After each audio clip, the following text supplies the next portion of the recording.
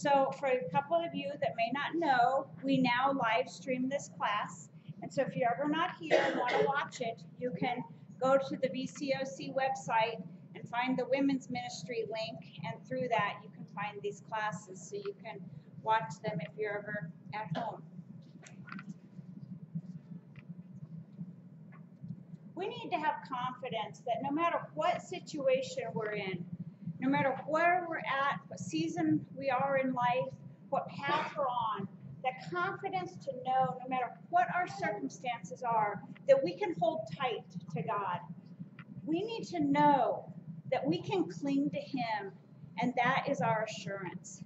We need to know that, not just a brain knowledge, but a knowledge in us that it never wavers, so that we can give thanks in all circumstances. That there's not a question about that.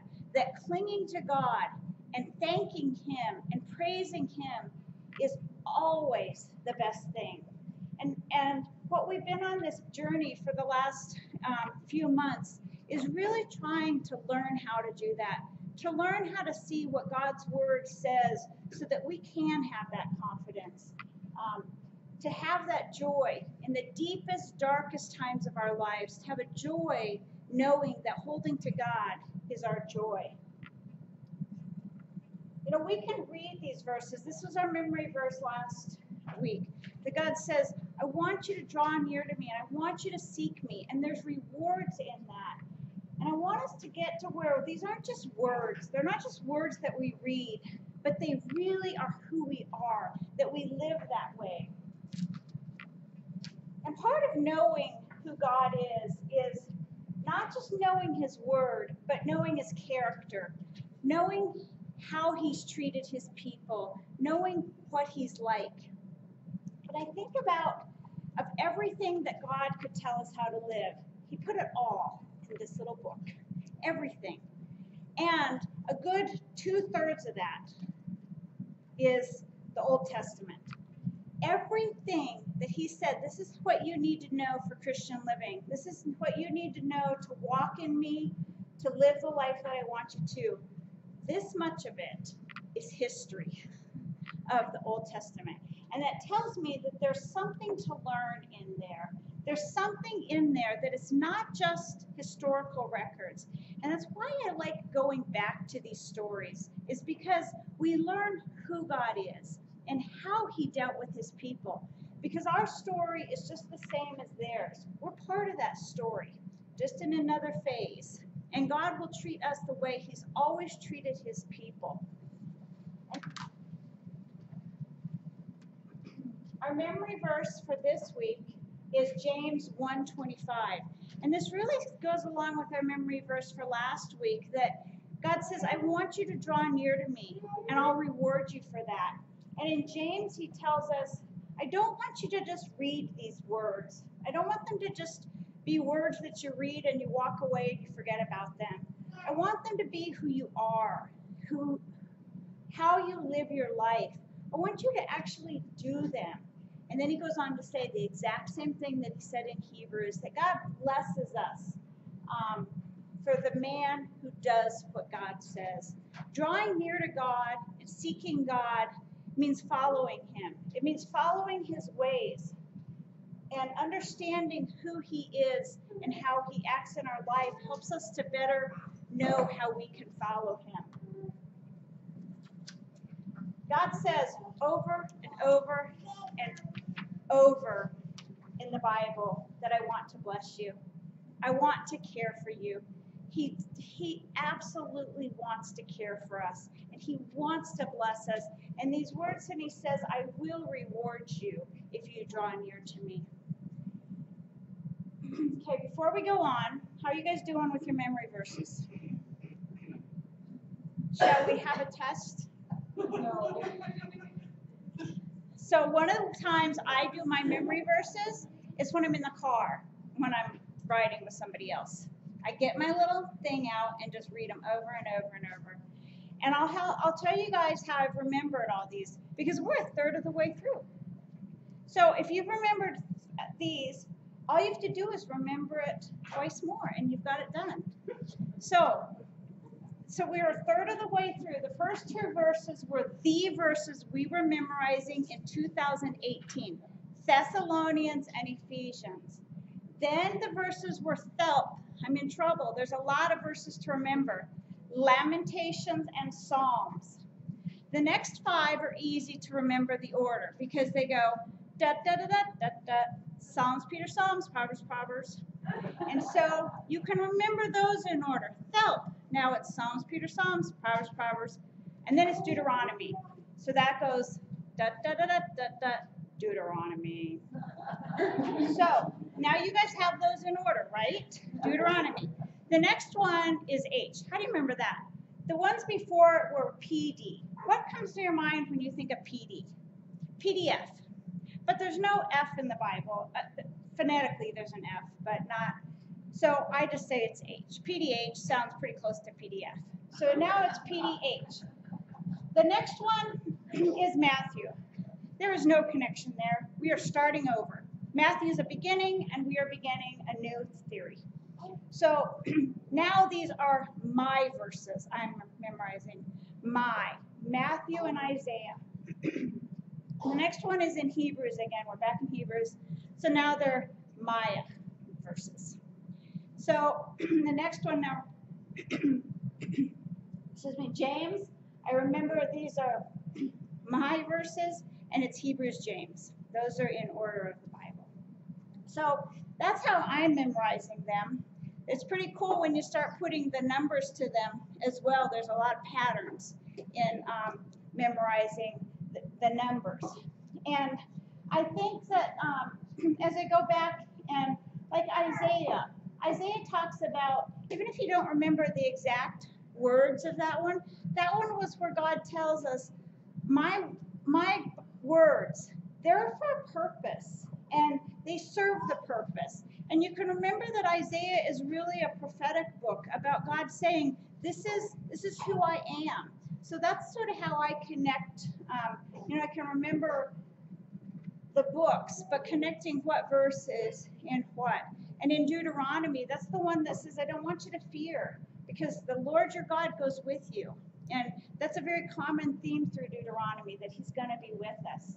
And I encourage you to continue looking at these verses and continue going back to them, because all of these are giving us a confidence that we can go to God and that we can hold tight to him through the storms of life. Last week we talked about how when God sent his people into the promised land, originally he said, I have a land for you, and it's going to be good. And only 2 people believed that. The other people saw the giants, they saw the walls, they saw the things they were up against, and they said, there's no way, we can't do this. But 2 people, Joshua and Caleb, believed. So I want you guys to turn over to Joshua 14. And so we talked a little bit last week about where we can find things in the Bible. And I think, so the very beginning, all these stories about when they first go into the land and they're taking over this land, these are all in Joshua, because that's beginning of Joshua is when they cross the Jordan and they start taking Jericho. And if you guys have kids, or you'll know the song, Joshua fought the battle of Jericho, Jericho. So you can always remember Jericho and Joshua go together. So to turn to Joshua 14:6, we read this last week. The blessings for Caleb were that Caleb and Joshua believed. They believed against all odds, really, that God could take care of them. And what was the reward for Joshua and Caleb? One of the rewards was Caleb said, when I went in and spied out that land, I was 40 years old. And now I'm 85 and I'm as strong as I was then. That's a blessing. That's an immense blessing. That God gave him the strength. Even though he had to wait those 40 years in the desert, that God gave him the strength that he needed to have to do what God wanted him to do. And the second blessing was when they first went into that land, one of the first places they went to was Hebron. And Hebron was built from the mightiest man of the Anakims, the mightiest leader of the Anakim people, the descendants of Anak, God took from that man and gave it to Caleb. I could never get tired of that story. I love that story. I love how God didn't just give them a good land. God said, I'm taking this from the thing that these people were most scared of. They were most scared of the giants. And God said, because you were not scared of that, because you were not scared of the thing that was most frightening, you can have it. And that is powerful. And I want us to know that this is who our God is. God cares for us. He cares about the details. He cares for this. And he richly rewarded Caleb for his belief in God, for his faith in God when he had no reason to have faith other than just a belief in God.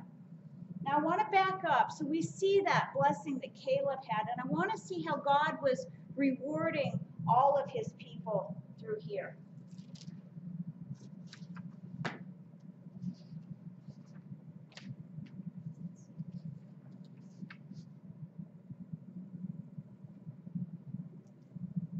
So first, we're now in Joshua 6:18.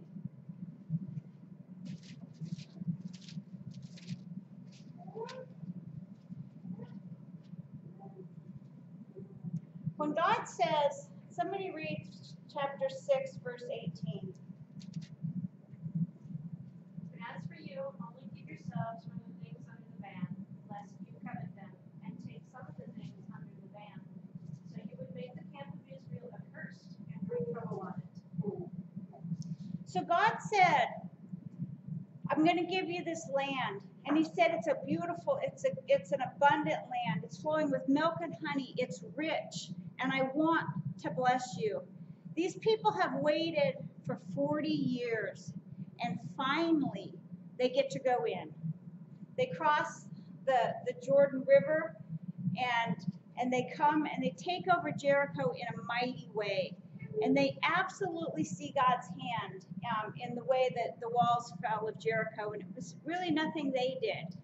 They had to march. God always requires something of his people, whether it's holding a staff out, holding something up, doing something. It's always some minimal thing, like marching around and blowing a trumpet the way he asked them to blow it.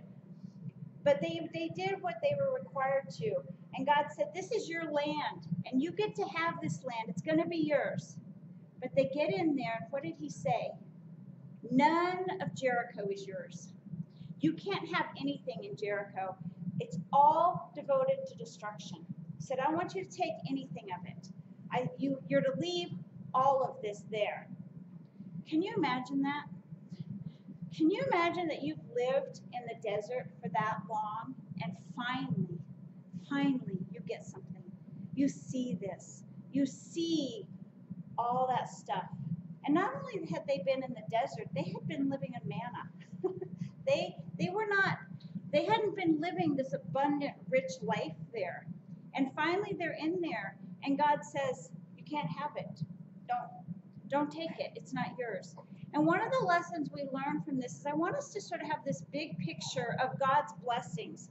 And part of that picture is all these little pieces. And we're going to see all these little pieces as we go through. But one of those pieces is that just because it's there doesn't mean that God wants it for us. Or just because God has said, I'm going to bless you and I'm going to reward you, and there's a reward right there, doesn't mean it's ours. It's ours when God says, now it's yours. Now I want you to have this.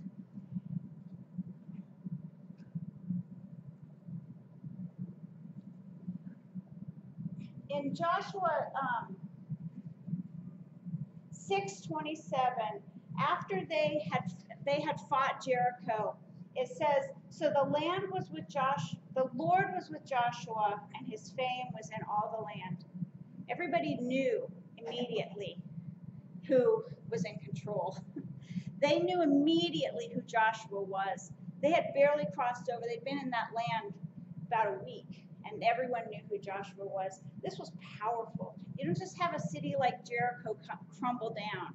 Everybody knew who Joshua was.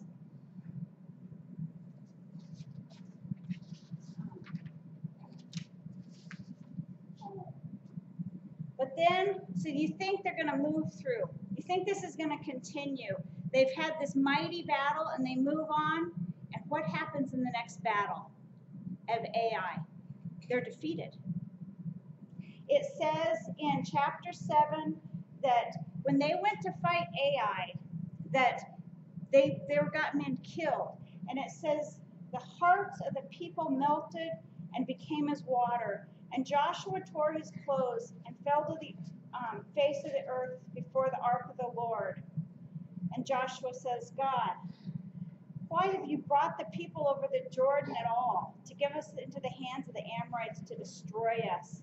And then he goes on to say, and for the Canaanites and all the inhabitants of the land will hear of it and will surround us and cut off your name from the earth. And then what will you do? Then what will you do for your great name? Here they've had an incredible, mighty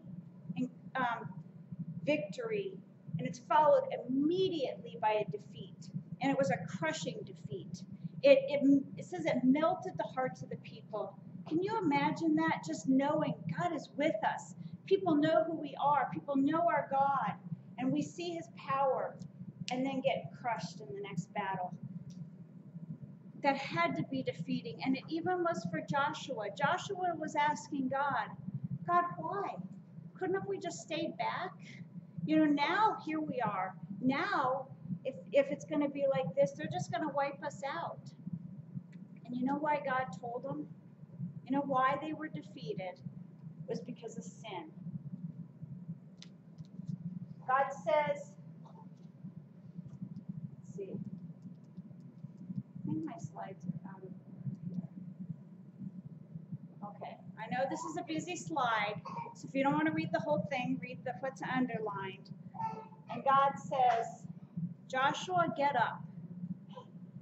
Why have you fallen on your face? I'll tell you, he doesn't say these words, I'll tell you why you were defeated at Ai. Israel has sinned. Israel has transgressed my covenant that I commanded them, and they've taken some of the devoted things. And he says, he goes on to continues in verse 13, he says, you cannot stand before your enemies until you've taken the devoted things from among you. And then he says, what you need to do with those devoted things in verse 15, and he who is taken with the devoted things shall be burned with fire, he and that all he has, because he has transgressed the covenant of the Lord.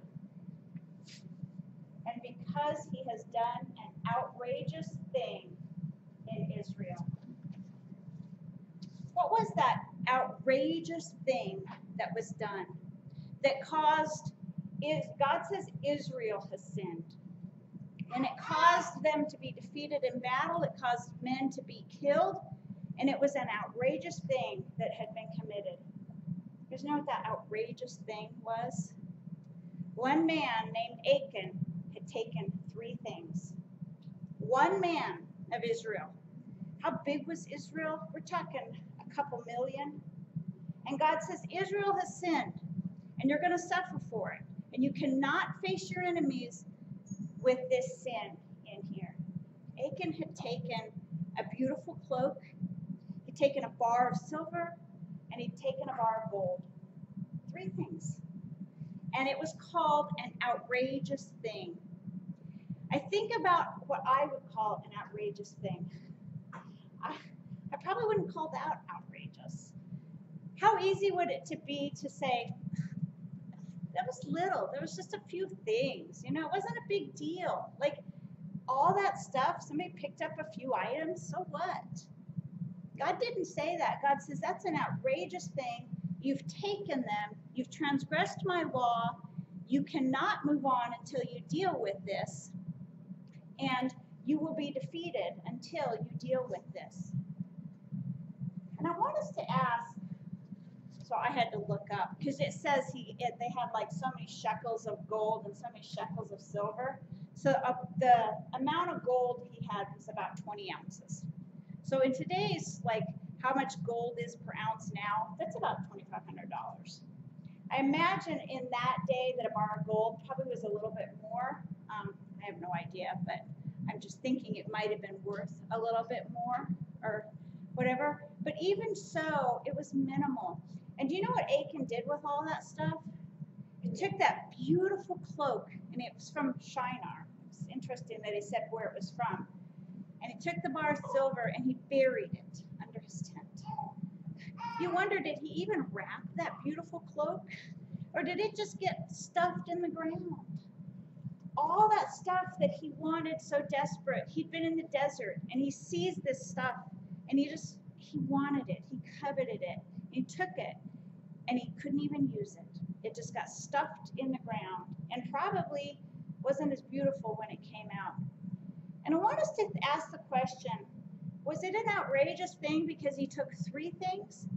Was it outrageous because if he had only taken that cloak, would have that been okay? I pushed it over the edge. Was it the silver, the gold? None of that. It was an outrageous thing because he didn't obey God. It wouldn't have mattered what he did.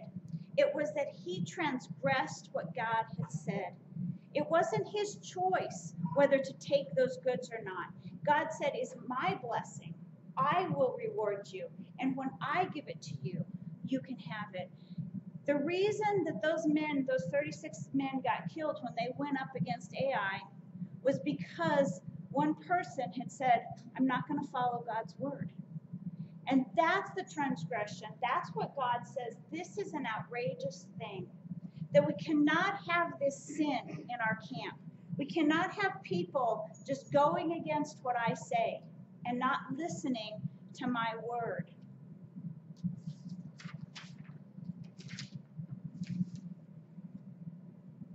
And what was the penalty for what he did? He took 3 things. Him, his whole household, his wife, his children, and his animals had to be killed. That's powerful. That's a hard consequence for coveting. It says the way they found this out, Joshua falls down and he says, "God, what is happening? Why is this happening?" And God says, "Somebody has taken the devoted things." And when he says devoted, it means they were devoted to destruction. We read what Tanya read, that God says these are devoted to destruction. I have specific things I want you to do. I want you to destroy everything in Jericho. What was the one thing that was saved in Jericho? Rahab. Rahab and her family were saved. But everything else, God says, devote to destruction. It was to be devoted. And so when he says the devoted things, that's what he's talking about. They should have destroyed them, and one man didn't. And in verse 20, when they found out that it was Achan, it goes down, it's in this, here, and finally gets to the man of Achan. He says, "Truly I have sinned against the Lord, the God of Israel, and this is what I did. When I saw among the spoil a beautiful cloak from Shinar, and 200 shekels of silver, and a bar of gold weighing 50 shekels, I coveted them and took them. And see, here they're hidden." And because of that, it goes on to say in verse 24 that Joshua and Israel took him, who's Achan. They took the silver, the cloak, the gold, his sons and daughters, his oxen, his donkeys, his sheep, his tent, and all he had. And they brought him to the valley of Achor.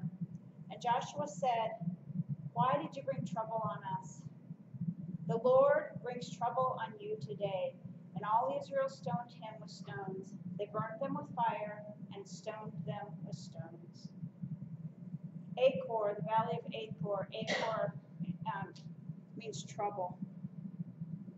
That's hard. When I read that story, I think God's saying, "I want to bless you." And this is part of that story. This is part of that path. This is part of that big picture of a blessing, of a reward, is that there's consequences for sin. And when I hear about his kids, I think about how old would have Achan been? You know, it's interesting because Caleb, when he went in to spy out the land, was 40 years old. Jesus was about 33 years old when he started his ministry. David was 30 years old when he began to reign as king. Remember, he was crowned king. He was anointed king when he was a lot younger, but he began to reign when he was 30. And Joseph was 30 when he began ruling over Egypt, when he was put in command and told to, everybody's going to listen to you. This age of around 30 or 40 is what we see is when men are making these decisions. And so I think that if Achan had been a 20-year-old, maybe a 25-year-old when they first spied out the land, he could have been one that wasn't required to die in the desert, Maybe the older men over 30. Who knows where that cutoff was. But he could have been possibly as old as 25 when they went and spied out, and he was just part of that group that just were doing what everybody, the older people, said to do. If that's the case, he could have been 65 years old now, which he would have been an older man, so his kids would have been older. He might have had quite a few sons and daughters, and those kids could have been older. Or he might have been a very young man. He may have been born when they were in the desert, and now coming in here, he could be a very young man, and his family could be very young. So I don't know, but I think about that, and I wonder what it was like for his kids, whether they were young 5-year-olds or they were 20-year-olds still in there. And I can imagine them looking at Dad and either saying, Daddy, or Dad, why? Why did you do this? What's happening here? Why do we have to leave the camp? Why are you the only one that took that? Why did you really, really need that? What were you going to do with it? Daddy, why are they going to start throwing stones at us? Why is this? I don't understand this. And I think about his wife. I think about his wife saying, maybe she was in on the deal. Maybe she was excited too. Like, honey, if you see anything, just grab it. It'll give us a good start, in this new land. It'll really help us. I've always wanted something beautiful. Or maybe she had no clue. Absolutely no clue that this was just in Achan's heart, that he saw it and it was an impulsive. As the walls come crashing down, all of a sudden, this wealth there. And in a moment of weakness, he says, nobody's here. It won't matter. It's a few things. I mean, look at all these cloaks. Who knows what it was like? But she had to have the consequence of that sin as well. And this is really not the part of the story that this whole lesson, because this whole lesson is really seeing how God is rewarding his people when he put them through. But as I'm looking at this, I thought, as horrible and sad as this is the whole story of Christ's resurrection. Today, when so many people are celebrating that Christ rose, that this is it. Because God takes sin seriously. It was serious what Achan did, and it wasn't serious because of the amount of what he did. It was that he transgressed God. And the result of that is death. God says you cannot live. You cannot face your enemies if you have that sin. And God never changes. God who said that then is the God who says that now. God feels the exact same way towards sin. And really, if we transgress God's law, that's our penalty. Our penalty is to be taken out and to be put to death. And I think about my children, my family. My family would be right along with me with Achan. Because God has said we have all sinned and fall short of the glory of God. Every single one of us is in the place of Achan. Every single one of us has coveted something. We've gone against what God says and done our own thing. And God says the penalty for that is death. But this is the good news. This is the good news of the whole Bible. That Jesus said, I will come. I'll take that penalty for you. I'll take that penalty, and in me, you can have a new life. And I think that is just That's glorious, because I think as hard as this is, it was hard. But that's exactly where I would be if Jesus didn't rise from the dead. If Jesus hadn't have resurrected. And whether the world celebrates this one day or we celebrate it every week, this is what we hold on to as Christians, is that God has a reward for us, but it's always in Christ that reward is there. It's never on our own, because we are always going to fail. When God gave them the 10 Commandments, one of them was, don't covet your neighbor's wife. And I remember reading that when I was younger and thinking, I would never covet my neighbor's wife until she gets a better stove. Then I might covet my neighbor's wife. And all of a sudden it's like, wait, why does she have that? She has a better coat, a nice, beautiful coat. Even those little things, when God says, I don't want you to covet. Sometimes we categorize these sins as some big, some are really outrageous, and some aren't. And God says they're all outrageous. What Achan did was covet something. And we're in the same boat if we've ever coveted anything, or any of those sins that God says a sin of the heart. And we're going to always do that. And that's why some of these verses I love to memorize, like in Psalms 103, where it says, He's removed those transgressions from us. He's taken them away from us, and we have a new life in Christ, and it's a glorious life. And so we keep moving forward. We move forward knowing that we've messed up. We deserve what Achan deserved, or got. He deserved it, and he got it. And that's where we should be. But our life in Christ, when we hold close to God, we cling to God, we draw near to Him, we seek Him, and we obey Him. And with Christ, because Christ died for us, we have that hope. We have that hope of goodness, that we don't die in the valley like Achan did, that we get to move on. And for me, that's a real encouragement to know the seriousness of sin, and to know that sometimes we want to think of God as this just, He wants to bless us and everything's going to be beautiful and great. And it isn't always that way because of our sin. And part of this picture, what we learn from this story, is God takes it seriously. So 2 things we learn from that, the seriousness of sin, is to really understand that and not let sin creep into our lives in a casual way and have the attitude of, well, it's not that bad, because it is that bad. But also the second thing to hold on to is that even if we do sin, that we have Christ. We have Christ who has died for us and has risen. So when God sees us, He doesn't see the darkness of our sin. He sees us as pure white. He says, you're pure to me. And so don't use it as a reason to keep on sinning that we have Christ, but to know the seriousness of sin, and that drawing close to God and seeking Him means obedience. God has wanted obedience from His people from the beginning of time, and He's serious about that obedience. And sometimes we don't see that right away. Sometimes that's a good thing and a bad thing. But Achan saw it right away. And I think sometimes that even though we can't see it right away, that we know God takes it seriously.